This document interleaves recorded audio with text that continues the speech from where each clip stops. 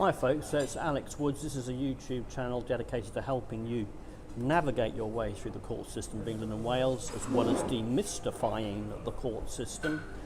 And it's based on actual live cases. All the whilst I've been running litigation, I find a way to blog about. So the knowledge that you're getting is real life law in action. Now this is a vlog that I've been wanting to do for some time. It's a bit of a bee in my bonnet. I don't like the way lawyers don't seem to be at all invested in their clients' cases. They're not like regular businesses where you offer a service or a product in return for some money and you deliver that product or service. You know, even going into the opticians and getting your eyes tested and getting a pair of glasses, you know, if you can't see a bloody thing and you come back to the shop, you expect your money back. With lawyers, they'll ask you to put a large amount of money on account, and then if you can't, with lawyers, they'll expect you to put a large amount of money on account, okay, and then they'll give you some advice, and you have no idea whether that advice is good, bad, or indifferent. And that advice could be, we don't think there's much merit in your case. We're not sure. Caveat, caveat, caveat, caveat, caveat. We haven't seen all the available documentation. We don't know what your opponent is going to do. We haven't seen evidence from them.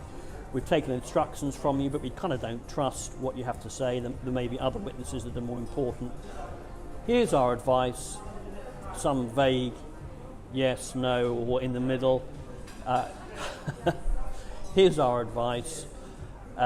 We don't even quite know what amount of money you're likely to win if you were to win. And basically here is our invoice. You think, that's an interesting transaction. And I've been asked to put a large amount of money up front as well. Now, if you think this is just me sort of soapboxing and crusading against lawyers, the reason, as I say, I do these vlogs because usually these are issues that I've actually come across. And I come across this quite a lot. And I come across this in a recent case where the client had parted with an eye-watering amount of money for a respectable blue-chip London law firm to help him with his case. And what I've described is exactly what happened. There was no real result achieved. I mean, even a result which said, look, this is complex, this is high value, we're an expensive law firm, we don't do no-win, no-fee litigation, we just think that it's going to cost you 50,000 plus, get on with your life, you know, and given him that tough love, even that would have been quite strong advice. But no, even that would have been rather quite a good service. But no, they hadn't even done that. And the advice that they had given was compromised because it was sort of general, hadn't drilled into the detail, and their excuses because they won't have seen all the documentation. And it was just sort of a general cautionary advice that his case was perhaps not as strong as he thought it was. I mean, they didn't even. This is why I get phone calls from consumers who ring up and say, "Can you write a letter, please? Here's the text. I just want it on lawyer's letterhead." Because this particular law firm they didn't write a letter, but they didn't actually issue proceedings. They just simply didn't put any of their money where their mouth was, and they, as I say, they separated a large amount of money from my client in the process. So it seems to me that there are dangers and pitfalls and problems with instructing lawyers. You need to be pretty careful about who you instruct. Now, in the defence of lawyers, should they need defending, or perhaps to explain to you the way the world works, is that a law firm, just like any other business, is got certain drivers, and their drivers are to invoice a certain amount each month, for litigators to bill a certain amount each month, and they're under the commercial pressures of everybody else. And they're kind of more deregulated and likely to be even more deregulated than they were traditionally, so potentially more motivated to cut corners and make compromises. But in defence of them, they are being paid to give you advice. The problem is you don't really know what the quality of that advice is, and the lawyer's got no investment in the outcome. Most businesses, if the car doesn't work, it's going to be bad, it breaks down, it's going to be bad for the business. It's quite, and it's also quite clear when it works and when it doesn't work. Just general advice often isn't particularly clear. So this is a vlog about the sort of things that you should have half an eye open when it comes to choosing and to instructing solicitors. Well, I'm talking specifically about litigators, and particularly about general litigation and the areas, the specialisms that I operate in, that Redwood Legal operates in. I think the first thing to say is, just because they've got a blue chip reputation doesn't necessarily mean you're going to get an individual fee earner who's going to, fight hard for your particular case. And you know what? Unlike, say, in the building sector, where reputation is critical, if you go and instruct a small builders around the corner and they've only been in business 18 months, well,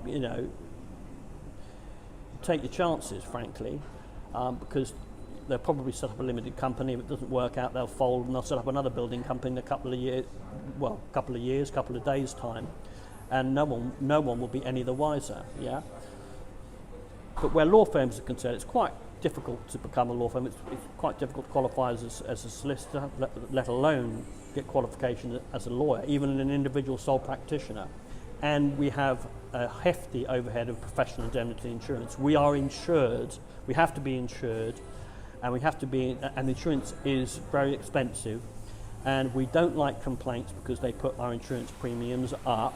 And if we get in trouble with clients, if we're at the wrong end of a professional negligence claim, we may even get struck off or get a penalty against us. That is not looking good for our future career. So on the whole, what's the word? If you're comparing apples with apples, as it were, I know we're comparing slightly apples and pears, but on a level playing field, reputation isn't so critical. And I think also reputation isn't so critical because the person who's built that reputation probably isn't the individual who's actually running your case on a day-to-day basis. You need to check out that person and find out who that person is. Now, the lawyer might not, the lawyer with a high reputation might not be running that case, but he might be supervising it. Well, that's fine. But be careful if a blue chip name. No, I'm a small law firm, so I would say this, wouldn't I? But be careful of a blue chip name. So that is the first thing to be said. Be looking for a conscientious lawyer. There are the Legal 500. There are books that you can. There are league tables of individual lawyers. I often, when I'm looking for barristers, I'm a solicitor and I'm interested in instructing a barrister, I will often go to landmark cases that barrister has been involved in and read the whole case. Don't set much store by testimonials. Anybody can get anybody to write something nice about them and stick it up on a website. Above all, of course, it's helpful to get on the phone to them. And perhaps this is the second thing. When you are on the phone to them, check that they can check that they're actually flexible where it comes to retainers. The retainer is a contract between you and the lawyer. Check that they can do, for example, a no-win, no-fee agreement. That's really important in litigation. The large amounts of money are in danger of being expended in running litigation that can actually dwarf the litigation itself. Is that lawyer prepared to invest in your case and become a partner? Now, that is now not all cases should be done on a no-win, no-fee basis. I've done another vlog on this issue. But the taximeter, the old-fashioned taximeter approach, may be right for a claim that's a large amount of money, and you don't want to part with 25% of a very large amount of money for a case you think is very strong, and an opponent you might feel is going to capitulate after one or two letters. But what I'm saying to you is, find a lawyer who's prepared to have that conversation and who's open-minded and flexible enough to look at a no-win, no fee. Even if they won't look at a no-win, no fee, maybe they'll look at a reduced no-win, no fee. They'll take a smaller percentage of your winnings and cut their hourly rate in half.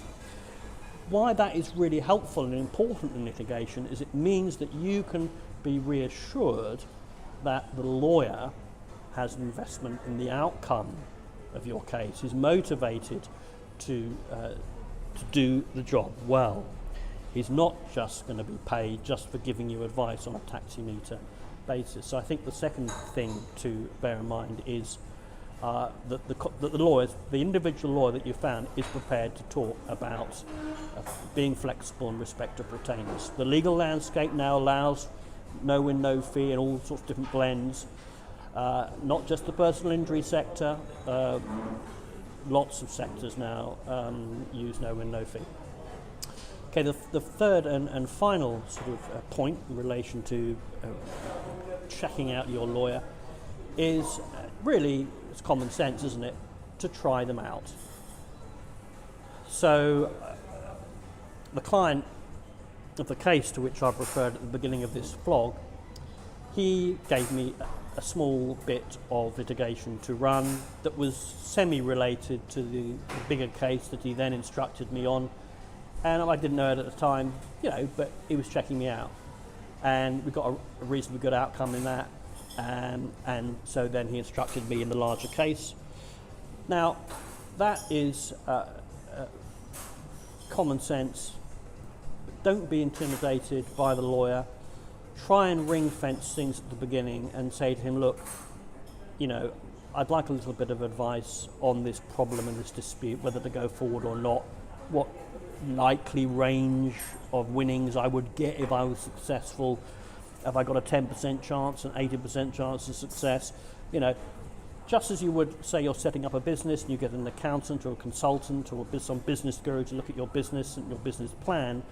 So, because litigation is a commercial and entrepreneurial endeavour, get an expert in to look at your case. So that's a good way, and whatever it might be, £250 for a small claim, £1,000 for a medium claim, £5,000 for a much bigger claim.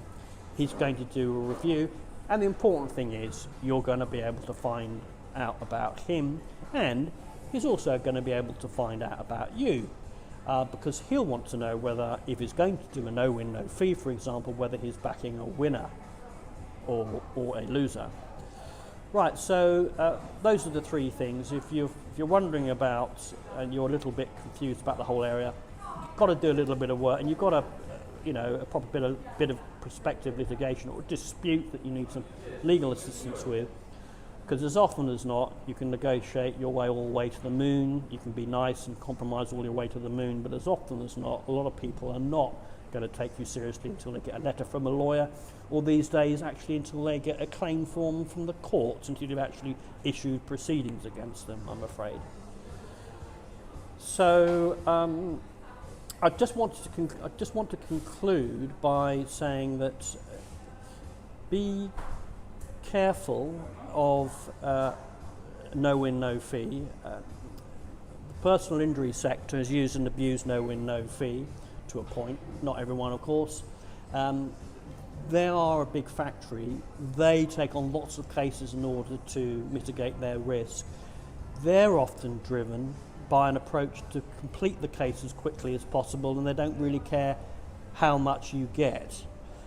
That's kind of often in the personal injury sector, often that's an absolute kind of free lunch. And you may think it's all going very well, but it's actually all being stitched up backstage by your lawyer and your opponent's lawyer and the insurance companies. And you may not be getting, if you do get a result, as often as not you will, you may be getting a small amount of money and being encouraged to accept it early days. So be careful. No win, no fee is definitely not appropriate for all cases. Perhaps not for many. Perhaps I don't know. Perhaps not right even for the majority of cases. But anyway, you can kind of find a good lawyer and you can get them to do a preliminary bit of work. No such thing as a free lunch. If you want to know more about no win, no fee, I've done a separate vlog on that. Okay, so I hope that has been of value. Just have a quick look at my notes to make sure I've covered everything that I need to cover. Yeah, don't be seduced by high-end blue chip firms. Find out, ferret out individual conscientious litigators. Yeah, litigators, not just an average general lawyer. Number two, make sure they're flexible about retainers. Number three, try them out, test the waters, get them to do preliminary advice. Make sure you're not, in for a penny, in for a pound until you're sure that that lawyer is the right lawyer for you. Okay, thank you for tuning in. If you want advice and assistance, tune off if you've heard this before, but I'd like to just bolt this on at the end of my videos. Go onto the small claims track website. I give some guidance on how to approach us for advice. But essentially, write in an email the story of your case, 2, 3, 4 paragraphs or 1 page or A4. Attach all relevant documentation as a PDF and put them in preferably reverse chronological order, but at least chronological order. Put all the documents into chronological order. We will then look at those and quote you a price for reviewing your case, okay? And that will save you money because lawyers often end up billing clients, for doing what is really little more than an admin task. Okay, hope that's been of help. Look forward to vlogging to you in the very near future. Bye for now.